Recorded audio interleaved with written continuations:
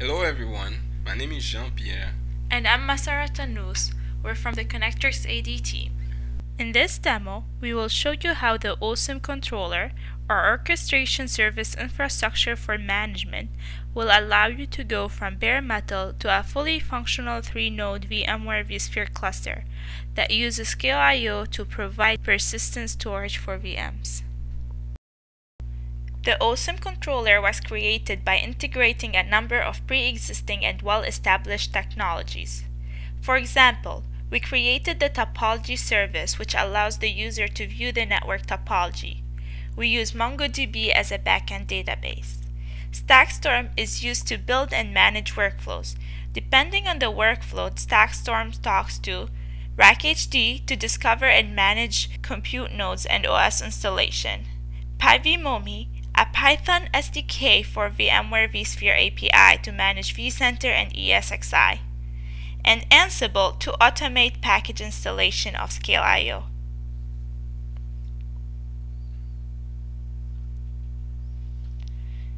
This diagram shows our target topology with 3 racks, 3 spine switches, MLAG leaves, EMC storage, and compute nodes.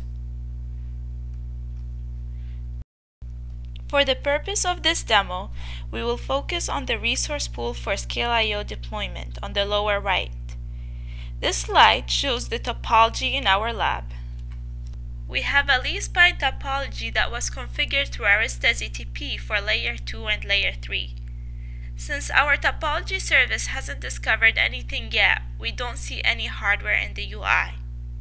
Now, we just rolled a rack into the data center and the hardware is being powered on. After the switches are transmitting LLDP, we can see the leaf spine topology.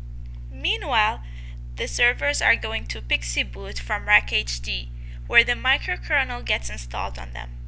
The microkernel will transmit LLDP and will catalog the servers in RackHD. After the servers are done PXE booting, we can see the topology service gets updated with the new servers, which are labeled as Monorail Micro. The user can go ahead and start deployment, which is simple. The user selects the nodes and their characteristics. In our case, the first selection is vCenter. The second is storage dense node, and the rest are compute dense nodes, as color-coded on the right. The user then selects the Scale I/O management cluster mode, which could be 3-node cluster or 5-node cluster. And off you start the deployment by clicking on the Deploy button. The deployment will start our StackStorm workflow. Note that all what we had to do is select the nodes and click the Deploy button. Everything we are going to show you now is done automatically through our software. We are modeling here what VxRack is doing. On the storage dense nodes, we are installing CentOS, and on the compute dense nodes, we are installing ESXi. The node where vCenter is running will also have ESXi. In StackStorm, we can see that the OS installation has started, and this is done via RackHD. In the console of the servers, we see CentOS and ESXi being installed as we selected. We fast forward now 25 minutes through the operating system installation. The next step would be to deploy vCenter to manage all the ESXi's. From the console, we can get the IP of the ESXi host where vCenter is automatically being deployed. Once we log in into the ESXi, we can validate vCenter being deployed. At this point, we have 3 servers running ESXi and 1 running CentOS. One of the ESXi's have a vCenter VM deployed on it. The diagram on the right demonstrates the configuration summary. Afterwards, we can log in into vCenter and watch the data center and clusters being created.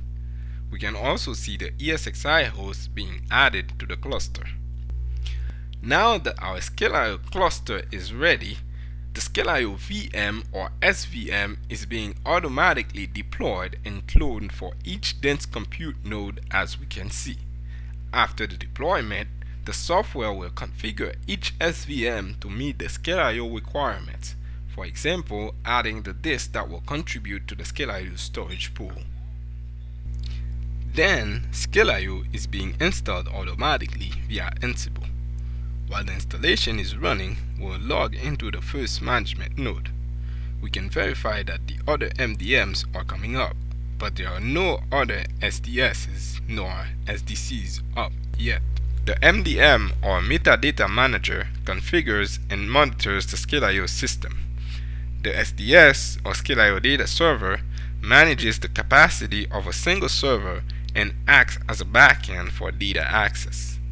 The SDC or Scale.io Data Client is a lightweight device driver that exposes Scale.io volumes as block devices. Once the Scale.io installation is complete, our workflow will create a volume from the pool that was created during the process and exposes it to one of the SDCs. In our case, it is the .129 ESXi host.